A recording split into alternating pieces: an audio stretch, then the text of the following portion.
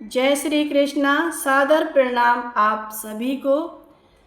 मेरे short video को इतना प्यार देने के लिए आपका बहुत बहुत धन्यवाद। आज मैं आपके सामने एक ऐसी कड़वी सच्चाई लेकर आई हूँ जिससे आज हमारा समाज गुजर रहा है। हम करोड़ों रुपए खर्च करके बड़ा सा मकान तो बना लेते हैं, मार्बल लगवा लेते हैं, कीमती सामान भी सजा लेते हैं, लेकिन उस मकान को घर बनाना भूल जाते हैं। आज भाई भाई का दुश्मन बना बैठा है, सास बहू में जंग छिड़ी है और पति पत्नी एक ही छत के नीचे अजनबियों की तरह रह रहे हैं। आखिर ऐसा क्यों होता है? शास्त्रों में और हमारे बुजुर्गों ने 4 ऐसी आदतों और गलतियों के बारे में बताया है जो अगर किसी के घर में आ जाए तो वहाँ साक्षात लक्ष्मी जी भी रास्ता बदल लेती हैं और घर एकदम नरक बन जाता है। आइए इन्हें बहुत गहराई से समझते हैं ताकि आप और हम अपने परिवार को बचा सके। चलिए बात करते हैं पहली गलती की, जो देखने में तो बहुत छोटी है लेकिन इसका असर बहुत भयंकर होता है। वो है रसोई और अन्न का अपमान करना।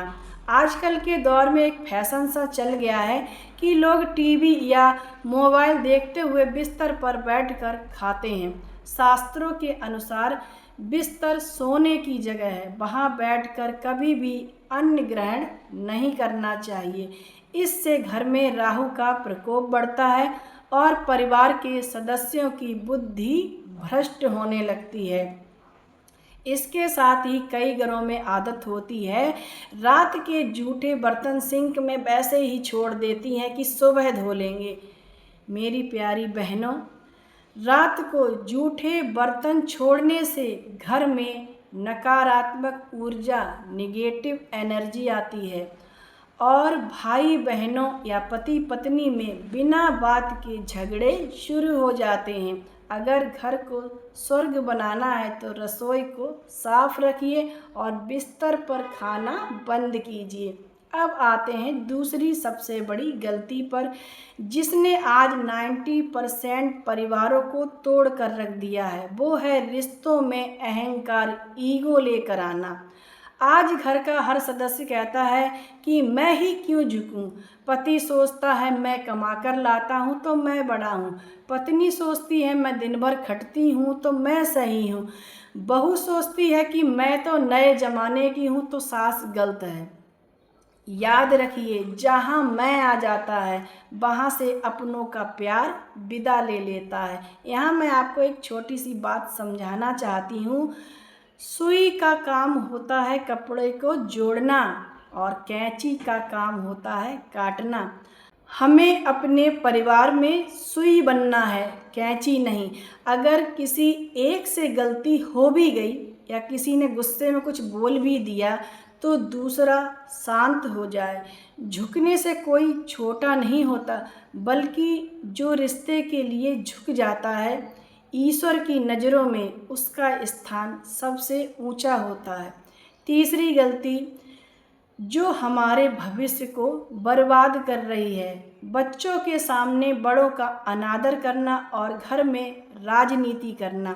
आजकल कई घरों में देखा जाता है कि माता पिता बच्चों के सामने ही दादा दादी या सास ससुर की बुराई करते हैं, या फिर पति पत्नी आपस में बच्चों के सामने चिल्लाकर झगड़ते हैं। याद रखिए, बच्चे जो सुनते हैं वो नहीं सीखते, बच्चे वो सीखते हैं जो वो आपको करते हुए देखते हैं। अगर आज आपने अपने सास ससुर या बड़ों का सम्मान नहीं करेंगे तो कल को आपके बच्चे भी आपका सम्मान नहीं करेंगे। इसके अलावा कुछ लोगों की आदत होती है कि वो मायके की बात ससुराल में, ससुराल की बात मायके में नमक मिर्च लगाकर बताते हैं। इधर की बात उधर करना घर में महाभारत खड़ा कर देता है। शांत और सुखी घर वही होता है जहाँ घर की बातें घर के अंदर ही सुलझाई जाएं।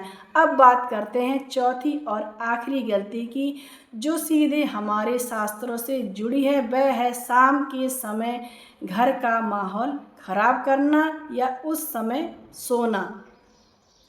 शास्त्रों में माना गया है कि शाम का समय ईश्वर की आराधना का होता है। इस समय घर में लक्ष्मी जी का प्रवेश होता है।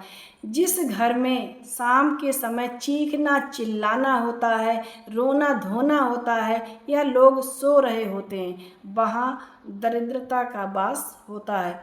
शाम के समय घर में एक छोटा सा दीपक या कपूर जरूर जलाएं। धीमी आवाज़ में कोई भजन लगा दें ताकि पूरे घर का माहौल शांत और पवित्र हो जाए। जब घर में सकारात्मकता रहेगी तो क्लेश अपने आप भाग जाएगा। मेरे प्यारे दर्शकों, परिवार एक ऐसी बगिया है जिसे बहुत ही प्यार से सींचना पड़ता है। पैसा तो आप कल भी कमा लेंगे, लेकिन जो परिवार एक बार बिखर गया उसे समेटना बहुत मुश्किल होता है।